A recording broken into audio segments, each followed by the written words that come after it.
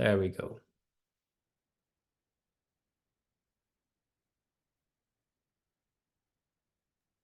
All right, as I say, we'll be talking about fees. Also, the context, as you may know, for example, in the US, the US administration is at war with junk fees. So we'll talk about what are junk fees, for example. Mainly, the administration has in mind the resort fee in hotels, but that's, of course, extending to us. We'll talk about as well Airbnb. Airbnb, as you know, especially in the US, now has the total price display. How is that affecting fees, how guests see it, how you see it? Also, not to mention host fees, also a good topic, important here, how to think through this. So I'm Thibaut, I'm the head of product marketing here at PriceLabs. I also run Rental Scale Up, which is a short-term rental news website. If you're coming from Rental Scale Up, feel free to let me know in the comments. And thanks for being here. I mentioned that let us know things in the comments. If you have questions, we do have a Q&A section here in Zoom. We have David here, and David is here in the Q&A sections. If you have any question, we'll make sure to reply to you. We'll leave some time in the end to take some questions. But again, we try to help you as much as we can, and with David, be able to answer your questions in the Q&A section as well during the session. Most of you are probably PriceLabs users. So you know us. We now price every day around the world more than 350,000 listings. It's growing a lot. That's pretty fantastic. And we are happy to have small and large users and to serve you all. So today here we have Aiden, Monique, and Tim, and that's my last slide because I will let Aiden, then Monique, and then Tim introduce themselves. All right, let's get started. I'm going first. Can you hear me? Go ahead. Well, first, thanks so much for the PriceLabs team for the invite. My name is Aiden. On the slide, you saw co-founder of Blue Gems. We are a short-term rental management company based in good old Orlando, Florida. We got started about 4 years ago, actually just buying a bunch of individual short-term rentals. So we didn't have a syndication, just raising essentially private capital deal by deal. And when we got to about maybe 10 to 12 properties, we had to make a decision, right? Did we want to bring property management in-house or hire a third-party PM? And we went the route, call us crazy, but we went the route of building property management in-house. So fast forward to today, we have about 50 million under management, just under 100 units, and we're predominantly in the Disney market, Florida in particular, but we have about 60 properties just in Orlando. We're also in a few of the beach markets. I think we bring an interesting perspective just because we're in one of the most competitive markets in the entire world. And then I think beyond that too, we started as investors first. So we actually fell into the industry and being a property manager kind of by accident. So super excited to talk about fees and appreciate the invite. Thank you, Aiden. Great to have you here. Monique. Hi, everyone. My name is Monique. I'm a solutions consultant at PriceLabs. I've been with PriceLabs for a little over a year and a half now. I got my start in the industry about 6 years ago when my husband and I started a short-term rental ourselves. Instead of growing that business, my passion is really about helping others grow. I'm pretty happy with our own short-term rentals performance. So when a position opened up at PriceLabs, I jumped on it. I work with small to large sized property managers, anywhere from like 20 to 250 listings. I help them get their accounts set up. I also help them look at trends in the market, determine what kind of strategies they might want to implement, basically just support them as they use our software. So happy to be here. Hey guys, I'm Tim Speicher. I've been a revenue manager for a little more than 10 years now. In the past, I've done everything from revenue managing for hotel brands and vacation rentals. I created my own software for a while to compete with PriceLabs, but I've now shut that down, and I'm using PriceLabs as a revenue manager. In my opinion, it's the industry leader, like far and away.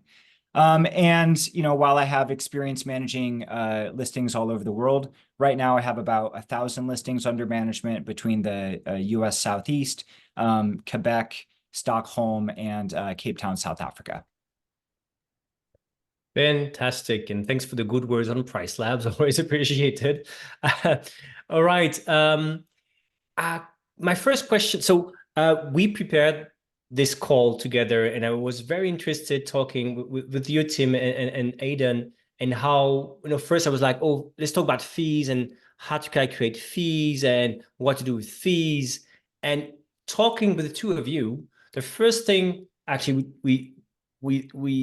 I got from that is like, obviously fees are something very common in the industry, and yet how a company treats fees, how a company sees fees is very down to the company's culture and its goals. So maybe quick question to each of you, and then a longer question. The first question to each of you: what's the share of fees inside overall revenues of company? What's the percentage? What's the share? That's a quick fire question to each of you. Maybe you can share, if you want to share yours, it's okay, or just like on average. And then I would go back to each of you for a question about how indeed is fees a reflection of a company's culture. So what's the share of fees in total revenues?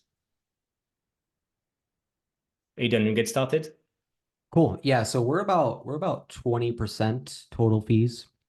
And I think the breakout currently is about 15% cleaning and then 5% on all the other fees. I would say that we're probably below the market average. I think our vision on fees, kind of going into the culture question, we started as owner operators. And so we were very, very mindful of net margins, the yield that we were earning on these properties. So ideally in a balanced market, I think we would have probably the fee structure split between the guest and the owner, almost equal. But unfortunately, where the market is today, I think with it becoming less and less attractive to buy new properties and manage new inventory, we have to do whatever we can to retain that inventory. And I think what we've had to do is shift a lot of the fees to the consumer or the guest, right? Of course, being mindful of how that impacts total revenue, but if I'm being candid, I think we're nowhere near where we would want to be from a total fee standpoint, because we're being very mindful of retaining our inventory, growing our inventory in an environment where it's becoming more and more challenging to do so. So I think with the Orlando market in particular being so competitive, we have to be even more mindful than maybe other revenue managers, just because things are so competitive with the macro environment. But then as consumers are becoming even more mindful of just overall fees. Thanks. How about you, Tim? Yeah, so for your first question, it's entirely dependent on the unit mix where we're managing. At my biggest properties that also tend to have long stays, the fees account for less than 5% of the total revenue. At some of the small properties with short stays and like urban destinations, it can be like 30 or even higher. So it totally depends on what kind of unit you're managing. In terms of the culture, I think that's a really good way to think about it, because what we're trying to do, as managers, it's not, or it shouldn't be, to make money or like to make the maximum amount of money. Because if that's your approach, then the guests are going to feel it, and it's gonna come back in bad reviews or high maintenance guests, and then that impacts your ability to deliver on an incredible stay. And at the end of the day, that should be your company's goal. It's like, how do I provide the greatest possible stay? So if you're trying to okay, I'm trying to balance this budget, let's take this, the fee projections up. Let's see if we can get an extra $5 or $10 per clean or per reservation out of the guests. The guests feel that, they really hate it, and they're going to be more adversarial towards your property management company than they would be otherwise. What I like to do is take any fee that exists has a root in an operational cost. And then we use the fee to cover that cost.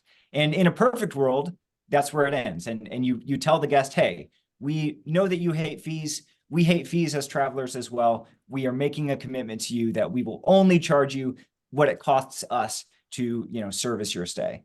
If that feels like overblown, then, still start with the operational cost, and then look at your competitors. If you're competing against a market where everybody's charging $150 per stay, then go ahead and match the market. But if you're competing against hotels and they're not charging any fee, then you might have to take it even underneath the cost that it is to serve the stay, because otherwise, when somebody's booking last minute, 1 or 2 night stay, then your cleaning fee is going to take you out of competitive pricing with the hotels. So ultimately, I like to think of what's going to cause the least pain to the guest, what is the easiest to justify from an operational standpoint, and then only consider competition after that point. I'm the one sitting in Europe. You guys in the US. I feel like I'm the only capitalist in the room. That's really weird. But again, that's a very good point, and we'll talk a bit later about the kind of fees there are around and how we can see how it's calculated. It's a very good introduction to that. Monique, what do you see in among our users, or about the share of revenues? And again, in this question, how much does it differ from one company to another, and how much is that due to the culture of the company, really?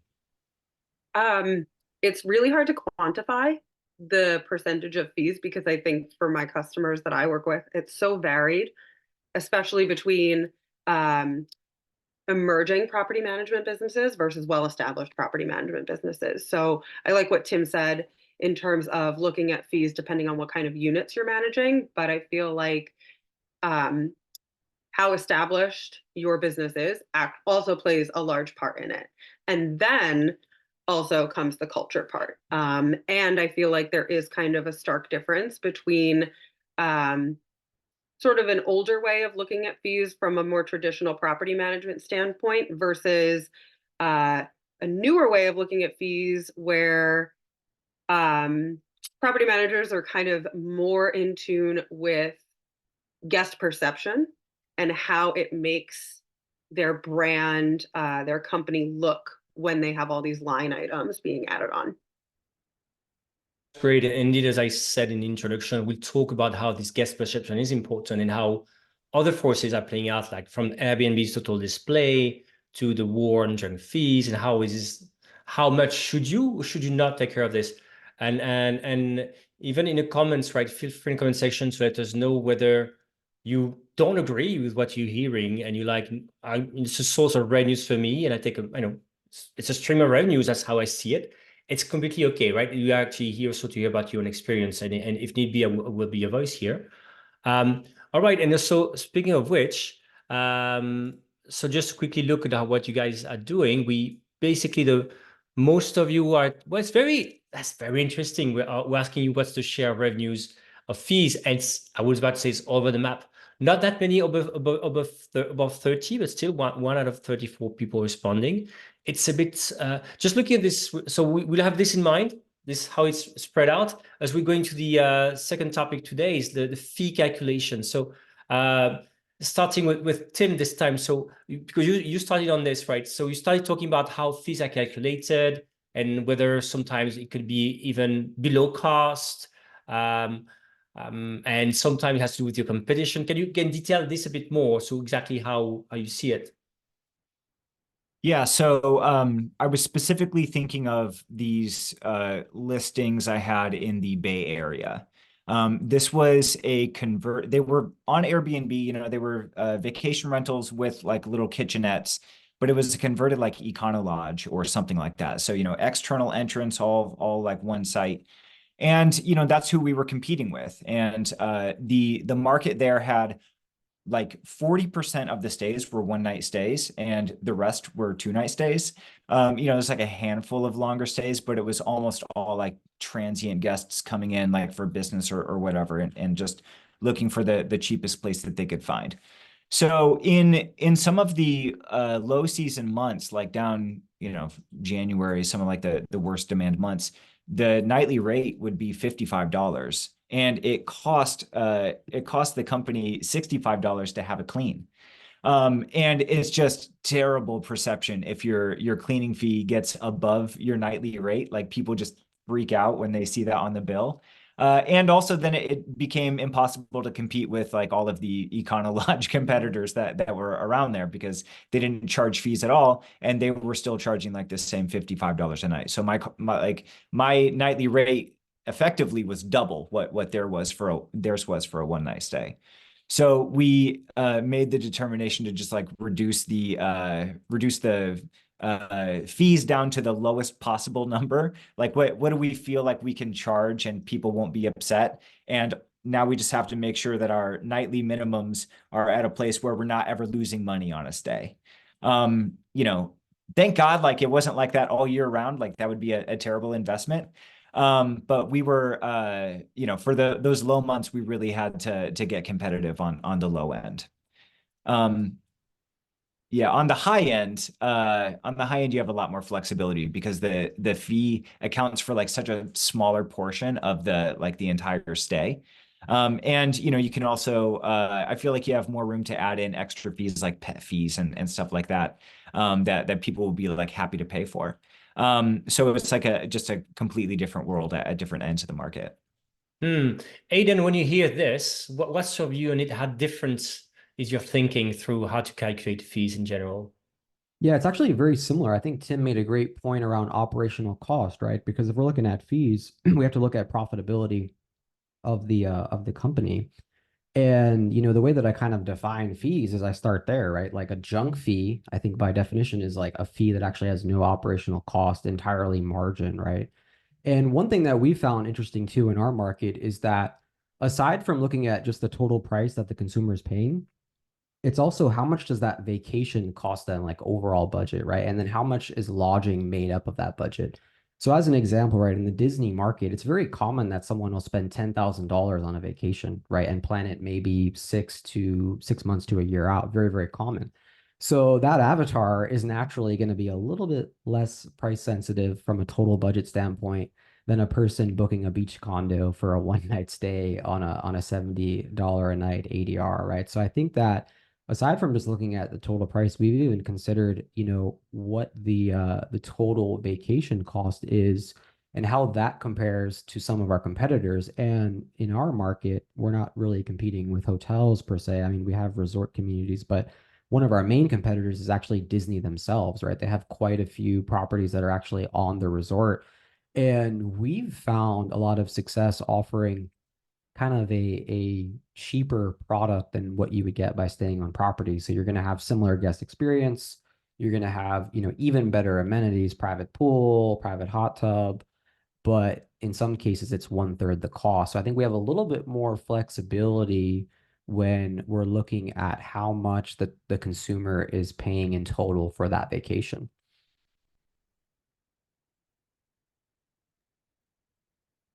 That's different ways. I like what you talked about. Some fees are pure margin. That's a pure margin. Sorry, that's how you define a junk fee. There's a quick question about this. I'm curious to see this. Again, there's no judgment here, to be clear, right? As I was joking about this, there's no judgment. It's really down to how you see your own business. I don't think we're making any call here. We're just talking about these are different views, and all are, of course, okay in our industry. Monique, you obviously see these differences, these different ways of thinking through it on calculating fees. So can you share your viewpoint here as a PriceLabs observer? Yeah, my viewpoints on this topic are going to be very broad because I see property managers all across the spectrum implementing different practices. I do think it's becoming more common that property managers are not necessarily looking at calculating fees as line items, but building those fees into their nightly operational costs and using that as more of like a tool to inform where their minimum price should be at.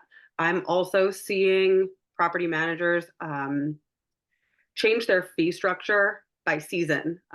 In peak seasons, I've seen some property managers can be a little bit more aggressive with what kind of fee strategy they're using. Maybe they do add on a couple of those line items at that time. But in the off season where most strategies are trying to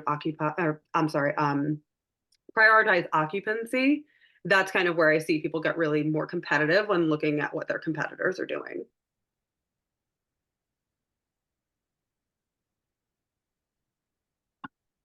I'm on mute, of course. Like, you talk about different line items. I'd like to spend the next 15 minutes, that's gonna be a lot, 10 minutes, on different kinds of very common fees we talked about. And maybe for some fees you have speakers not much to say or more to say, feel free. Here, we'll be talking, for example, about the cleaning fees, the service fees, because it's important, guest fees / service fees we see on the platforms, because sometimes guests may not understand who's charging what, where fees go, right? Sometimes that's also something we see. The damage waiver fee, for example, the channel markups, that's all the kind of fees sometimes you have to think through as revenue managers or property manager. The HOA fees, for example, and result fees, convenience fees. Okay, let's go through the list. First off, cleaning fee.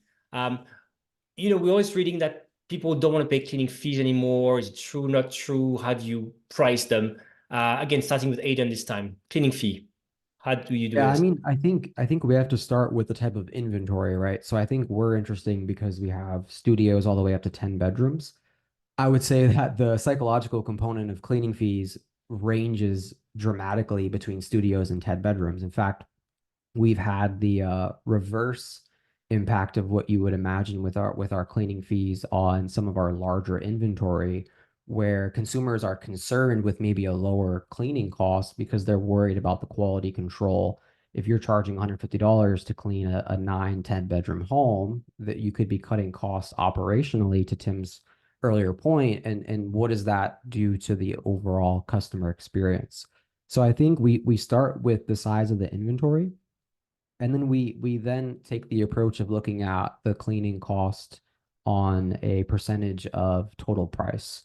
And this is where I think we can get very, very creative as it relates to PriceLabs, and then even in each individual OTA, where we try to come up with a strategy that the cleaning fee is a small percentage of the total price, right? So this is where length of stay, I think, becomes very, very relevant. So our secret sauce in the Orlando market has been getting very, very aggressive on length of stay discounts, right? So focusing on 1 week, 2 week, 3 week stays, and then to fill in the gaps in between, we get very, very aggressive on our orphans, right? So combination of essentially two strategies.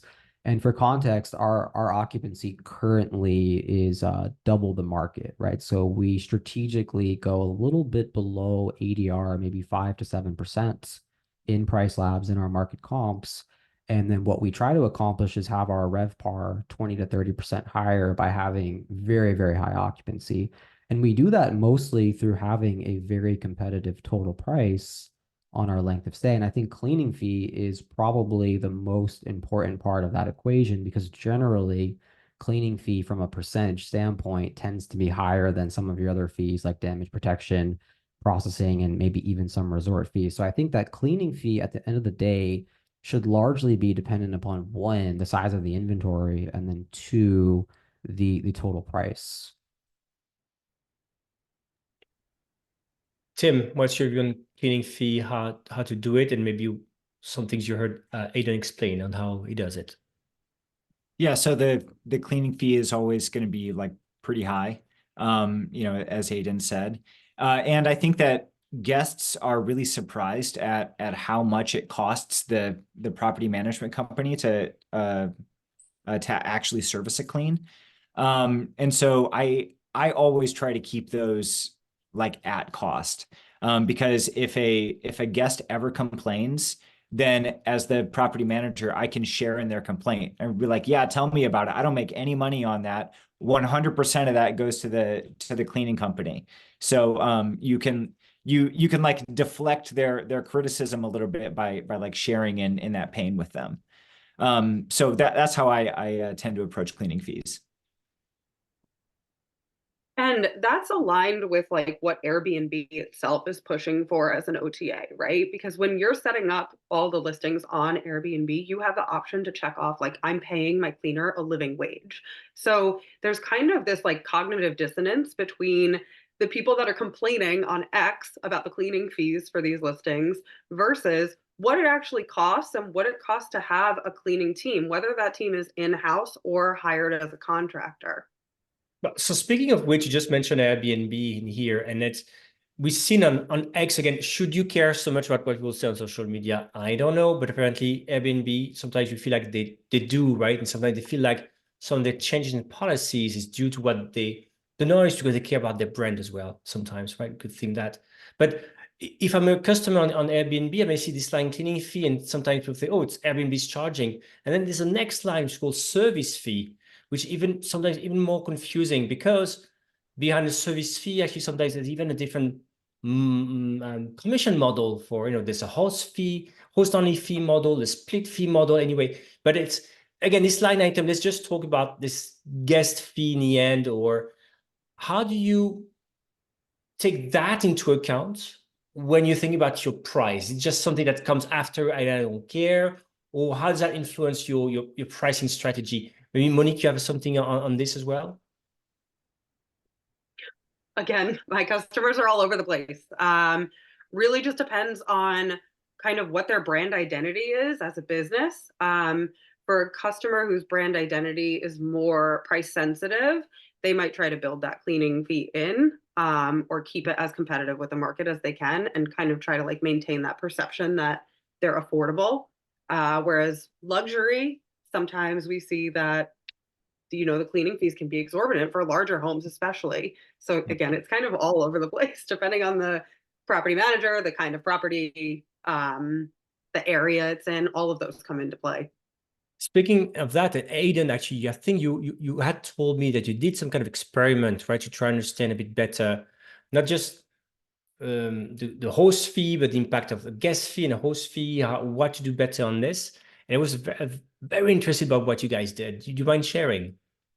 Yeah, so basically from the way that I understand it, at least from our experience with Airbnb, they only let you do it on an account level, right? So basically what we did, we have a few different Airbnb accounts, and for one of them, I think we had about 8 to 10 listings on that particular account. We took the entire host fee on as the PM company.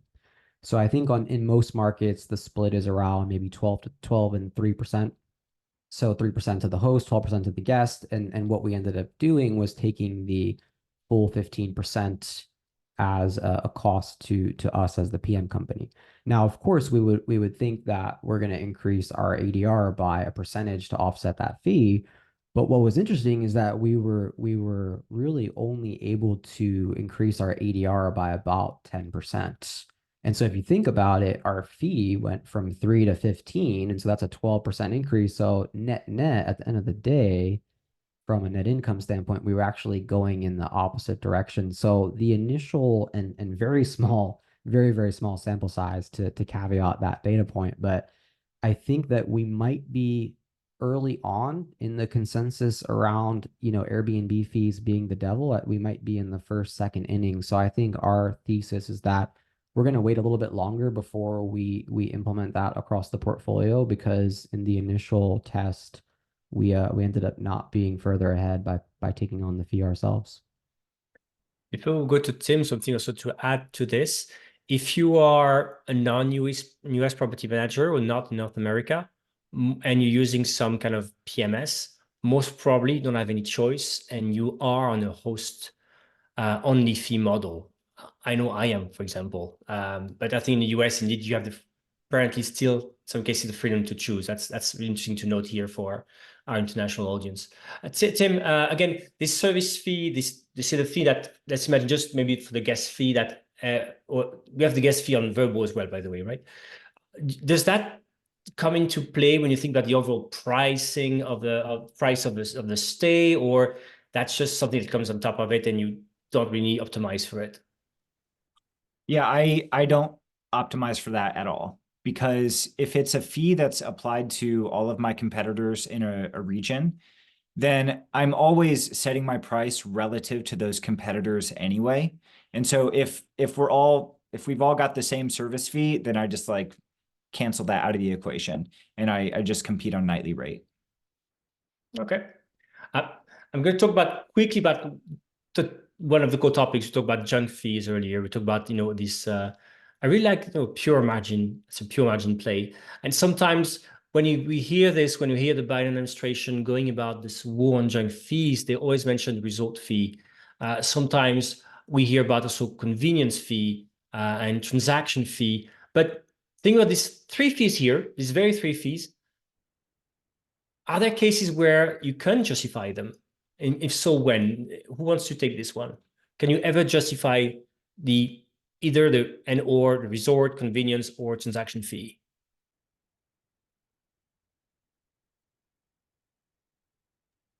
I think that you can justify it so long as it's tied to some sort of operational cost.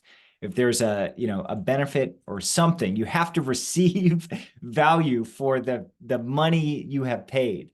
And so, I managed some listings in Miami, and when I took these over, they had a resort fee attached. And I was like, okay, cool. So does somebody have the option to decline the resort fee if they don't want to use the pool and the gym? And they were like, oh, we don't have a pool or a gym. I was like, okay, well, what is the resort fee for? They were like, that's beach access. But it was a public beach. And it's like, look, I get it. Everybody else in the area has some sort of a resort fee. But if like declining the resort fee and accepting the resort fee offers the exact same stay experience, then like you've gone wrong somewhere and you're just going to make people frustrated. So, I mean, if you really want to charge a resort fee for access to a public beach or something like that, you've got to throw in like a really nice umbrella or some like, chairs, towels, do make a package that people can like, take out to the beach and enhance their stay. Otherwise, they're just going to hate you, and also you're going to get regulated. Like the U.S. has been so clear about cracking down on these fees, and so just like stay ahead of it, have a better guest experience, and like don't get the government jumping down your throat. That take me here a question here from Joaquin, who says, "What do you think about offering extras for the experience as optional fees? This is real value delivered." That's a bit what you just explaining, right? It's an option and I can take on because I'm just delivering more. That was your thought, right? Yeah, definitely. Like if there's a way to provide extra services for extra revenue, great. Ancillary revenue is amazing. That same area in Miami Beach, a lot of those little hotels, they know that they're going to be sitting on like 60% occupancy through the worst of the months. And they know that they're going to be charging $60 a night anyway, but they know that they're going to make most of their revenue from having a $40 bottle of gin in there that they paid $5 for. So if you can do it operationally and you actually are providing value, then yes, like use those extra revenue levers to like increase your top line. But if you're not providing something and you're just like seeing what you can get away with, it's not worth damaging the guest trust in your product. Aiden, I think you are. I think you're offering a damage waiver to your guests, which is a sort of additional fee, but there's here value, right? It's just we're hearing. It's also maybe also revenue stream. So again, so damage waiver, that's a fee. There's something real behind, right? That's how you see it. And so I think the way that I would define it, right, to kind of take a step back, right? If we're talking about fees, the question becomes, is it optional or not, right? Because if it's optional, then it's probably more of an upsell, right? In the sense that you're adding value and you're upselling the guest on additional amenity or additional feature.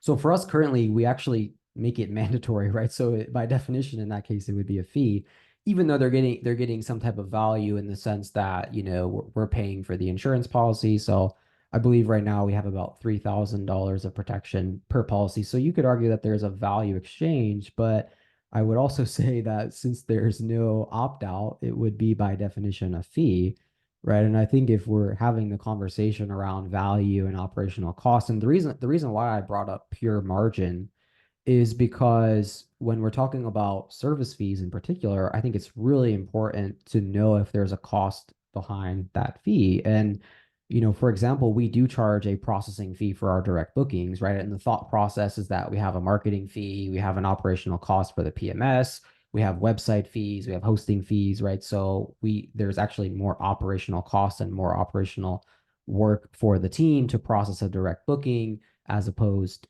to a booking on the OTAs. And so I think there would be some people that disagree with that approach, but I do think when I'm looking at the P&L at the end of the day, we have a software cost and a marketing cost for our direct bookings. And so we're passing a portion of that to the guest. And we view that differently than even an OTA booking. So I think in short, kind of defining upsells versus fees and then defining pure margin versus not, right? Meaning, whether you have that cost associated with the fee. And right now, indeed, we have a real poll survey to see how people answer your question, whether they are also charging a processing fee, and people are voting. It's very interesting. We'll share the results in a couple of seconds.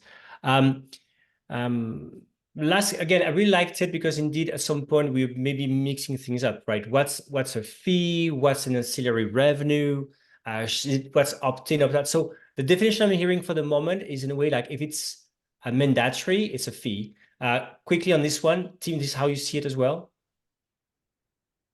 The damage waiver?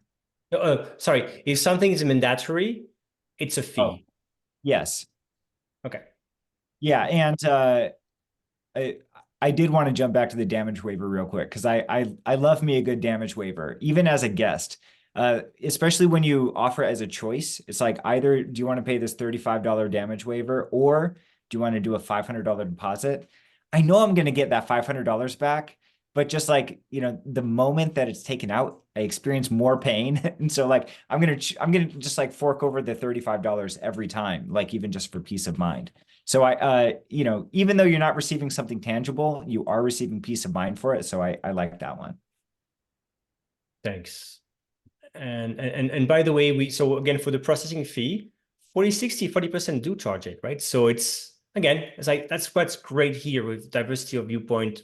How to see a waiver fee, how to see a processing fee. Monique, any consideration on this? A couple insights that I had noted in preparation for my Verma panel next week, which is pretty much on the same topic. Again, all over the map, but in regards to the full service fee, one of the panelists that I spoke with also ran some A/B testing. Toggling on the full service fee on Airbnb for him improved his conversion by about 10 to 15%. However, he didn't actually notice a change or an increase significantly in occupancy. So he's actually going back to doing the split service fee because he can. He's not being forced to do that right now. Another point that I want to just say right now, everyone that I spoke with in preparation for these panels, both of them, has agreed that the resort fee would be considered a junk fee.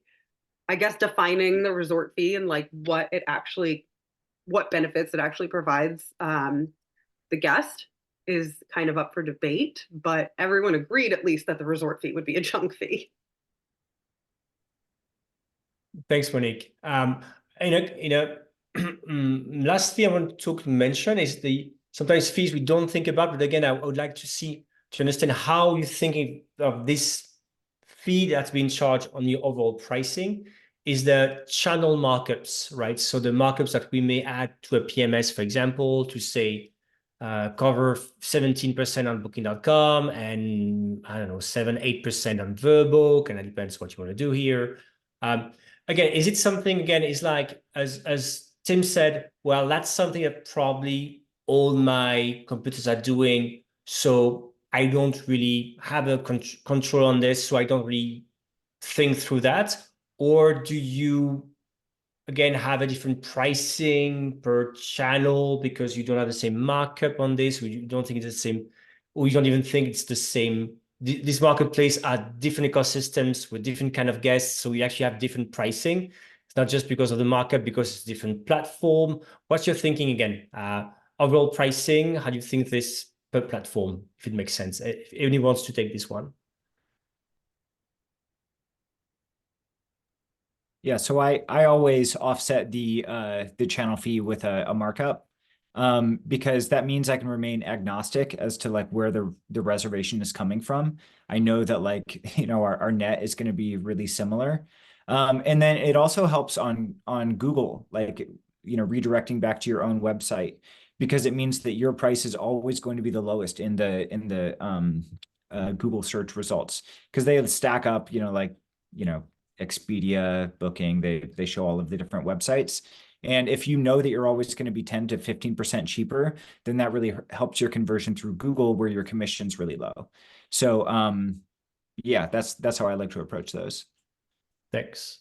So I'm going to use now a few questions from we have here to talk about a slightly different topic, which is, well, let me first couple of questions to say. Somebody's asking, where was that? So Stephen, no, it's not Stephen. Sorry about that. Kevin is asking, how do you address it with owners who do not want to charge the damage waiver? Good question. For you, Aiden, probably. What do you tell to owners who do not want to charge a damage waiver? Yeah, I think the approach that we've taken is we've actually shared real P&Ls from properties that have not had damage protection. And we basically just put it side by side. Here are the actual operational costs of replacing linens, replacing inventory, replacing things that are broken. And here is the cost that again, we're going to be passing on to the guests. You're not going to be paying that out of your pocket. Although there is the argument that if it impacts their ADR, it impacts their net revenue, they are in theory paying for it in some capacity. But if we exclude that argument, I think what we do is we just show them the cost of what these damages can be. And then we show them the cost of the damage waiver. And then if they're very, very adamant against it, you know, we would still move forward. But oftentimes, I think maybe only one time we've had to go that route. Usually, if we look at it from a financial standpoint, it's a pretty easy sell to move forward with the damage protection. Thank you. Another question is, I think it's working again. What about when you have an actual operational cost? How about charging this on the management fees to the owners with an actual, some of the actual costs? What do you think of that? In other words, we would be adding like a management fee on top of our commission. I'm guessing that's the question. Yeah, the other thing to consider would be like linens fees and maintenance fees. So we've explored that, right? One thing that we did in 2023 was basically bring our maintenance team in-house and get a lot of our owners on a maintenance package to basically create a fixed cost and remove the variable expense of having maintenance fluctuate month over month. We've had a lot of success there. I think that you could probably do a similar thing in your entire revenue management strategy, because I think what I find with owners is they're not huge fans of variable revenue and variable expenses. They really like to know how much they're going to make, when they're going to make it. And so the more that we can control as revenue managers and financial managers talking to these owners is really just trying to remove a lot of the variable component. If we can have control and try to keep it stagnant and try to be very transparent on here are the peak months, here are the low months, here's what we're doing to combat market changes. So I think leveraging a tool like PriceLabs and looking at the market data and going over that data with them has been very helpful in our case. So thanks, Aiden. I'm going now to another question, because we went through like very popular fees, talk about this, how to do this and that. But as we know, we started talking about the war on fees. Some fees we said, for example, resort fee usually could be questioned. But for example, as Fabio says in the questions, obviously with the Airbnb total display, all the fees are shown at the beginning of the search. When people search for property location with some dates, they see the prices fully charged with all the fees. Does that imply that, again, some point, even the fees we could justify should migrate to the total price, to the nightly price, or do you see fees all going away? Something again to mention here before you maybe Tim, you will start answering. While you prepare for this answer, will all fees disappear, or should you migrate them all into the nightly price? How you handle this potential loss of revenue? Again, a note for here: if you're in European Union, for example, in the UK also, I believe, nothing new, right? It's been like this for 15 years in Europe. That's when you start searching in Europe on Airbnb, Booking.com, all this. You see the full price, even charged with the taxes, fees plus taxes, right? Because consumer law is very strong here. So to us, it's nothing new for in Europe, but obviously, and we still have a cleaning fee, right? For some cases. So I'm just, again, sharing different markets so people can really understand what we're talking about here. So will it be the same in the US now? Will you see some but in Europe, you seldom hear about resort fee, for example. It's really something I discovered in the US, but more in the hotel industry, obviously, as well. So Tim, left you a couple of minutes on this one, especially in the US here. I don't know whether Canada is the same, by the way. Do you see this resulting in fees being dropped into peering because of this price display? How you see it? I'm not sure how it's going to change booking patterns, but I welcome it as a revenue manager because it means there are fewer variables to consider. Like if I'm only thinking about the nightly rate that I'm publishing, then like that makes my job a lot easier because I'm just responding to demand. And if I don't have to like hedge that rate against, like all of these different fees, like that makes it like so much more of a complicated equation. The other thing is we're able to like the reason we still charge these fees and reveal them as somebody goes down the purchase path is because we're like banking on them not getting or we're banking on them getting frustrated but not quite to the point where they cancel their stay. By the time they put it in the cart and they're ready to check out, then like they're going to have some sort of loss aversion, like losing those nights. I just think it sucks for guest experience. And at the end of the day, you want this guest to leave an enthusiastic, positive review for your listing, because that's what's going to enable you to charge higher rates in the future. So for me, I don't think that getting an extra 5 or 10% in revenue from your fees is worth the damage to guest trust when you could just go raise the nightly rate 5 or 10% and have the revenue be the same, but without damaging guest trust. I was just going to say, I hope that answers your question, Fabio, because it is so, it's kind of abstract and depends on the property manager. But again, many of the ones that I've been working with have been saying they are moving more towards like just building it into that nightly rate and then gradually, incrementally raising that nightly rate to increase the profits. Ultimately, it's up to the OTA, how the OTA decides to display nightly rates. If the OTA's perception to the public is going to start being damaged because there's so many line items, it's up to the OTA to take responsibility to fix that. And if doing like total price display is the way we fix it, then so be it. I do think that it would be a good move. Can't say for certain whether that would happen, but I think it would be a move in the right direction. Aiden, what do you think? Yeah, I mean, I agree with everything that I've heard so far. I think from a guest experience standpoint, it makes absolute sense to move towards a total price model. But where I get concerned is the complexity of doing so, right? Because we sound like very repetitive here with these operational costs, but the reality is that every reservation has a cost operationally, but even for the team and the amount of time for each individual booking, right? And so there's a strong argument that operationally companies need to be efficient when it comes to comparing a total price model and a variable model that considers length of stay and cleaning fees and really just seasonality and the market overall. So as much as I would love to move to a total price model, my only concern is how we manage that as a CFO or someone trying to drive maximum profitability, because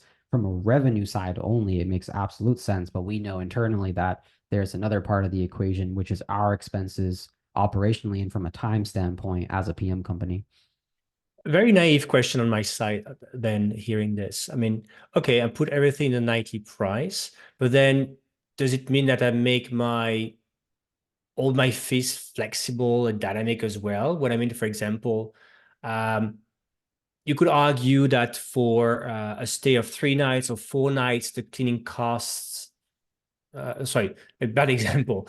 For a stay of 2 nights or 7 nights, the cleaning cost is maybe different. That, for example, and there's less deep cleaning for 7-day stay. So how do I think about that? If I put everything in nightly price, do you do if nightly price is that length of stay, then cleaning fee is this, and is split up on each night? Again, how do you think of that? Because you talk about complexity, I'm just wondering, that made me think of that.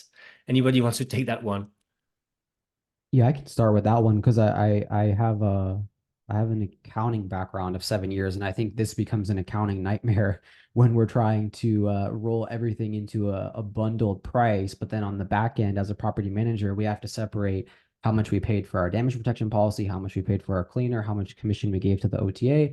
And obviously, this is where it becomes very relevant to the property management software and the accounting software, that you're using, because at the end of the day, we have owners that are involved in this discussion as well, right? So we've been talking a lot about the guest, but the owners want to understand the fees. The owners want to understand, if you charge $1,000, how does that money get divided and how does it roll into their owner statement? And then as a CFO or a revenue manager, you need to understand from your profit and loss statement standpoint, how all of those costs get rolled up. So I think the problem, right, at the crux of it, is that a lot of these OTAs don't allow for some of this complexity to happen current state, right? Airbnb doesn't let you charge a cleaning fee per night. They have short stay cleaning fees, but I believe it's limited to only 1 or 2 nights, right? So right away, we already have a limitation. Some of these channels don't allow us to sync over management fees and resort fees on a per night basis, right? You can only do it on a percentage of booking. So the problem that we're going to have, right, if we move to this total price model that I foresee, is the channels would have to allow revenue managers and CFOs to be more flexible in how they can price their inventory, because that would be the only way for us to make it simplified for the guest, because I'm not going to be able to have my cost not covered if we're dishing out money for the cleaners and the damage protections, and then even if we have marketing costs for direct bookings. Anybody else? Again, again, it's maybe a naive question, but how, again, we talked about moving all this into the 90 stays. Any other practical or ways to think about it? How do I then charge it or calculate this to my 90 rates? And maybe as well, does it live in PriceLabs? Does it live in my PMS? Does it live in the booking channels? Maybe also how to think about all this. So the one place I was able to do this had developed their own PMS in-house. And so they built this out as a feature because their properties had a lot of short stays, but then occasionally somebody would stay for 2 or 3 weeks. And with those guests who were staying for 2 to 3 weeks had a big problem with garbage, because like you just generate too much trash to store in one little apartment for that length of time. So there was then a weekly cleaning fee that was added that was just like a half half hour of the maintenance person coming in and doing a quick, like tidy up, take out the trash and that kind of stuff. And so that was offered automatically if somebody was staying for longer than 5 nights, I think. And then it was an add-on that somebody could purchase if they wanted extra visitations during their stay. So we gave the option to like spend more money, but it was like it had to be added to any of the longer stays, because otherwise you just damage your guest experience too much. Monique, maybe some PriceLabs viewpoint again on this, or your own viewpoint, by the way. Yeah. So right now, when people are using a PMS, more often than not, it's a little difficult to kind of implement the fees into the PriceLabs platform unless your plan is to roll those fees into the nightly rate, and that's how you calculate what your bottom line is going to be. I do see people often using their channel markups when they're on their PMS. I have seen people more to like the small to medium sized hosts who will take a strategy to make cleaning fees more competitive, where they will look at the market, see what the market is charging in terms of the cleaning fee for a similar sized home. If their cleaning fee is above or in line, they may undercut that cleaning fee on their listing a little bit. Maybe, you know, instead of $100, set that cleaning fee at $80, but then they add a pricing offset either in PriceLabs or to their base price based on what their average length of stay is, divided, but take that like total difference of what the actual cleaning cost is, divided by the average length of stay, and then add that as the offset to make up for having that lower line item. That is something that I've seen people try, and it does tend to keep them more competitive with the market if the guest is very price sensitive. Thanks. I'd just like to take two last questions. We have 1 minute left. One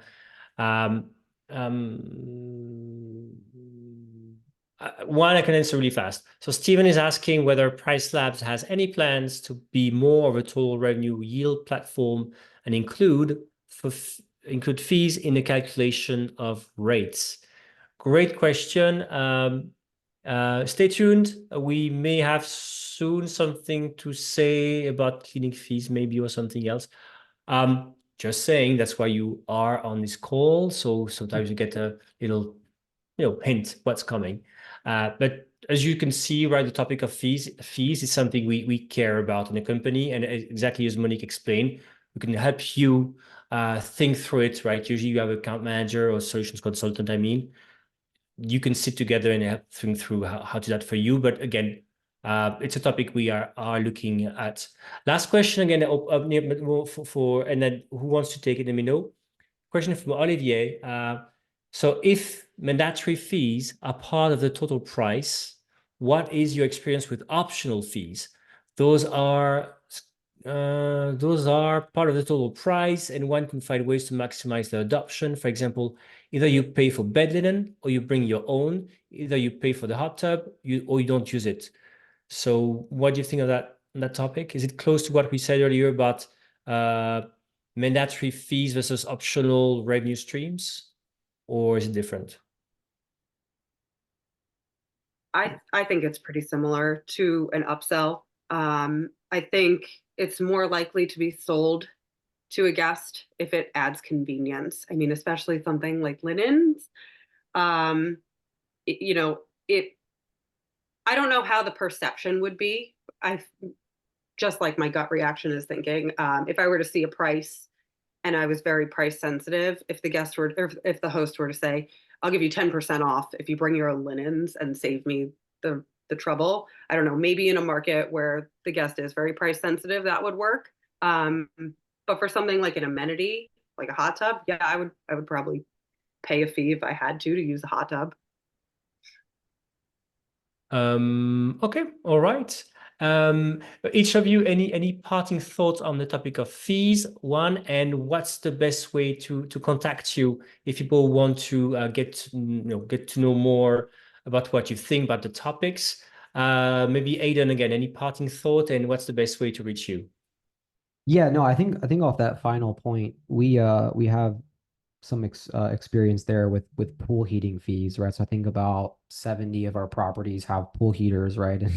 And I'll say it for the final and last time, operational cost, right? So our utility bills increase if we're running the pool heater throughout the entire month. And so naturally we try to pass that cost onto the guests. But I guess the final point that I would make around fees, and one thing I don't think we've talked about yet is where it falls in the booking journey, right? So after the guest books and the reservation is confirmed, we do offer the opportunity for upsells, right? So we have early check-in fees, we have late checkout fees, we have pool heating, we have mid-stay cleans. In some of our luxury properties, we do private chefs.